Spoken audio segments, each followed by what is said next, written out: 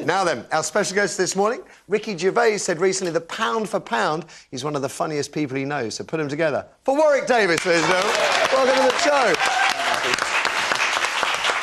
Now, there aren't many people in the world who can claim to have destroyed a Death Star, become a Jedi Master and taught magic to Harry Potter. But Warwick has done all that and more, having starred in such big-screen blockbusters as Return of the Jedi, Willow, Labyrinth and all 8 Harry Potter films. We've still got, what, 2 to come? There's 2 to go, yeah. There's 2 to go. Come out later this year and next year. And all that success down to your nan.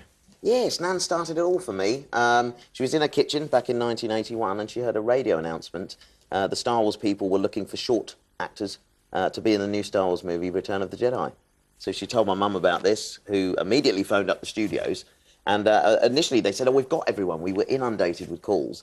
And I don't know what she did, whether she offered them cash, I'm not sure. But they said, bring Warwick in, we'll meet him. And, of course, I went into the studios, 11 years old, hugely excited to be, you know, in the place they made Star Wars. And I didn't have to audition. I was the right height for the job, and that was it, yeah. So by that chance, you know, my nan started it all, and yeah, here I am to tell the tale. David Bowie, Michael Jackson, Princess Diana, Warwick has met them all. There's a story to tell about all of them. We haven't enough to get through all those glittery tales now. You're going to need this, his autobiography, Size Matters Not. It is a fascinating, and it has to be said as well, at times very moving tale. Oh, thank you. The most remarkable thing I felt about it, though, is that you never see your height as any kind of disadvantage at all. No, I mean, I was brought up by average-sized parents, and they, you know, always instilled that in me, that I was like anybody else and should be encouraged to get on with things for myself.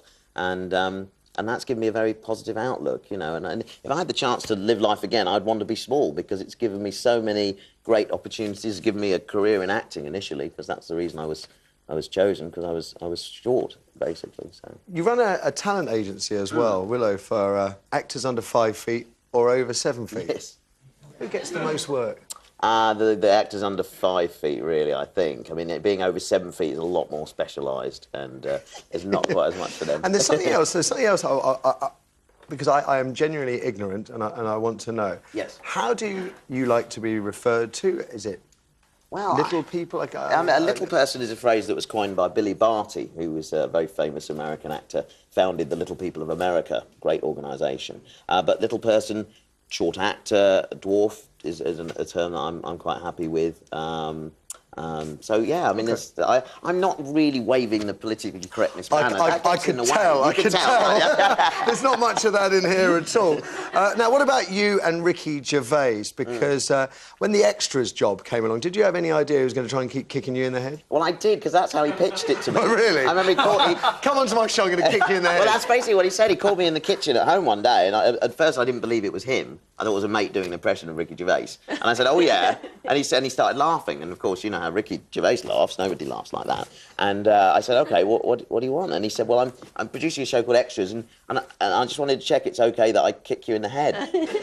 And I said, it'd be an honour to be kicked in the head by you. When do we start? And so that was it. Yeah. How many times did you do it in rehearsal? About 23 times. That was shooting 23 times.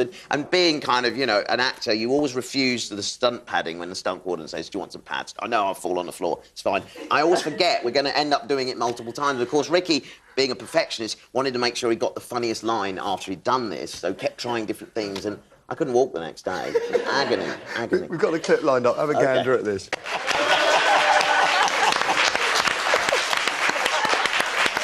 I forgot I score in that. I forgot all about that bit. He kept us busy this morning, bleeping them out. And this is the beginning of a beautiful new relationship, because Ricky has said you're working, or I think it's gone quite far down the line on a new show together. We're developing a new sitcom called Life's Too Short, and it basically... Thank you. It's great, it's working already. Look at that. We've only got a title.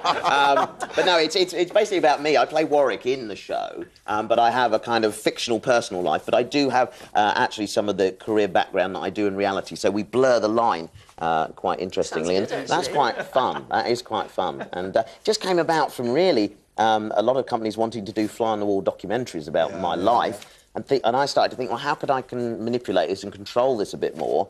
And then it sort of developed into a comedy. Any idea when we'll get to see it? No idea yet. We shoot the pilot at the end of June, so, you know, who knows? You know, telly can take some time to work itself through. So we'll see, but very exciting, really, really fun. Great to have you here.